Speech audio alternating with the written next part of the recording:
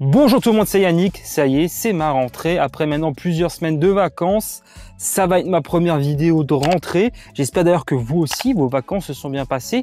Moi je suis parti du côté de la Bretagne et désormais je sais faire la différence entre un pirate et un corsaire. C'est tout simplement un petit bout de papier. Instant culture G terminé, on va tout de suite rentrer dans le vif du sujet.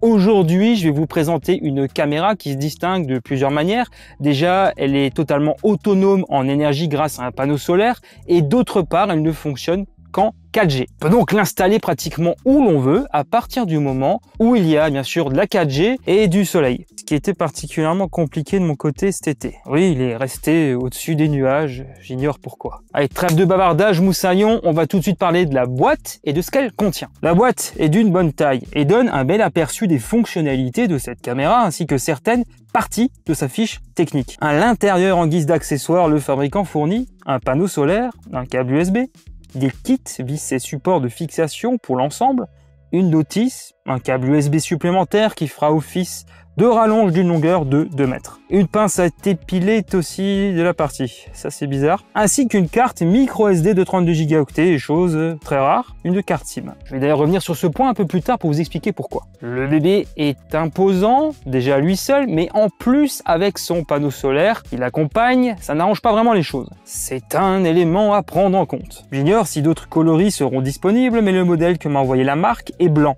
Autour de l'objectif de la caméra sont présents le capteur de mouvement, un micro et des LED. Derrière, il y a une grille de haut-parleurs. Au-dessus, nous apercevons un emplacement SIM, micro SD ainsi qu'un bouton reset, le tout protégé par un revêtement en caoutchouc. Le support de la caméra est équipé de 2 antennes directionnelles. Un bouton d'alimentation et une prise micro USB y sont cachés par du caoutchouc également. Le panneau solaire s'y connecte directement, fournissant ainsi de l'énergie à la batterie de la caméra. Les supports de fixation fournis permettent de facilement placer la caméra presque n'importe où. On va revenir sur les autres éléments de la fiche technique tout au long du reste de la vidéo. Commençons d'abord par parler de l'application, de son fonctionnement, de l'appairage avec la caméra. Vous allez voir, c'est très simple. Ça se passe avec U-Box, disponible sur Android et iOS. Comme souvent, il faudra d'abord commencer par se créer un compte sur l'application. Ensuite, on allume la caméra en prenant bien soin juste avant d'avoir introduit la micro SD ainsi que la carte SIM. Cet appareil ne se connecte pas en Wi-Fi, ne se connecte que via la 4G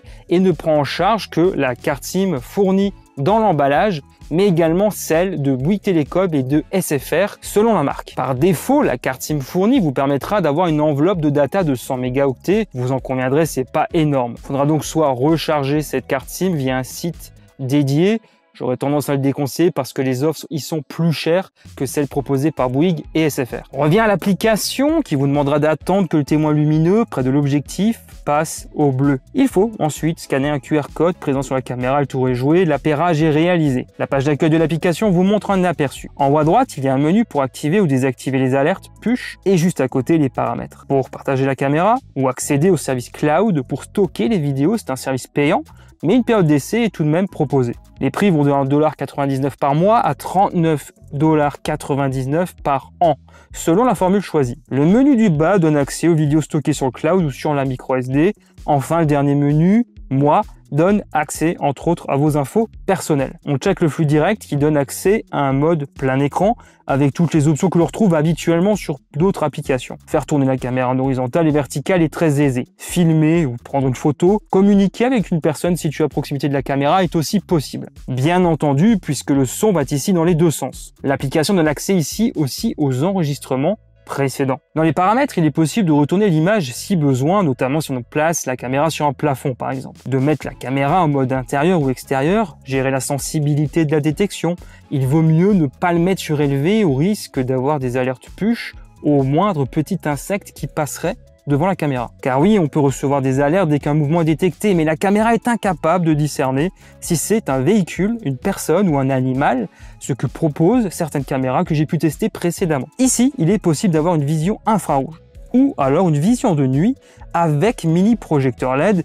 Ça va me permettre d'avoir donc une image en couleur. On va parler d'ailleurs justement de la qualité audio et vidéo. Vous m'entendez à travers le micro de la caméra, histoire de vous faire une petite idée. Cette caméra est motorisée, il est question d'une rotation à 355 degrés en horizontal et 95 degrés en vertical. Le champ de vision est de 120 degrés. On peut filmer en SD à 30 fps ou en 1080p à 15 fps La qualité audio et vidéo est dans la moyenne. Enfin, j'ai déjà vu mieux, clairement, à ce niveau-là. Mais c'était pas non plus catastrophique. Je note parfois quelques soucis au niveau du piqué d'exposition de l'image, notamment quand la caméra se met en rotation. La détection de mouvement fonctionne bien de ce que j'ai pu constater lors de mes essais. Je vous montre à l'écran aussi la vision de nuit infrarouge. On pourra voir sans problème jusqu'à une dizaine de mètres facilement, un peu plus peut-être. Comme je disais avant, il y a aussi un mini projecteur LED. Voici le résultat en image. C'est très bien également. Rien à signaler de ce côté-là. N'hésitez pas à me dire ce que vous en pensez dans les commentaires. La batterie intégrée dans cette caméra est d'une capacité de 14 000 mAh. Ça va permettre de tenir une centaine de jours si l'on n'a pas branché le panneau solaire qui lui permet donc d'avoir une autonomie vraiment illimité à partir du moment où il y a un bon ensoleillement. Ça, moi, je trouve ça vraiment très cool. J'ai utilisé un peu sans panneau solaire pour voir si la batterie tenait bien. C'est le cas. De mon côté, je trouve que c'est plutôt quali de ce point de vue-là. Une caméra que l'on peut placer où l'on veut sans avoir de contraintes. Ça, c'est la promesse de la marque et c'est un objectif qui est totalement rempli. Alors certes, ça ne va pas forcément convenir à tout le monde. Cette caméra ne se connecte qu'en 4G.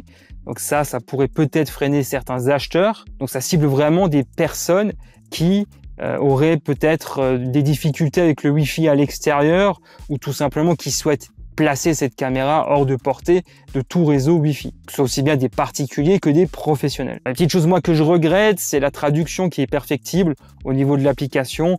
Encore qu'elle s'en sort mieux que d'autres applications que j'ai pu tester précédemment. Le système de détection de mouvement aurait mérité peut-être plus d'intelligence pour dissocier des animaux, de personnes, de véhicules. Ça, c'est maintenant des choses que l'on trouve de plus en plus souvent sur d'autres caméras. L'image est aussi assez moyenne, je trouve, par rapport à d'autres produits que j'ai pu tester auparavant. Voilà, je pense que j'ai fait le tour là de toutes les possibilités de cette caméra. N'hésitez pas non plus à me dire ce que vous avez pensé de cet appareil juste en bas en commentaire. On arrive à présent à la fin de cette vidéo. J'espère beaucoup qu'elle vous a plu. Comme d'habitude, merci infiniment de me soutenir en lâchant un gros pouce en l'air et en vous abonnant, bien entendu, si ce n'est pas encore fait, c'est gratuit, en activant la petite cloche. Pour ma part, je vous retrouve très bientôt pour de nouvelles vidéos. D'ici là, prenez soin de vous, portez-vous bien.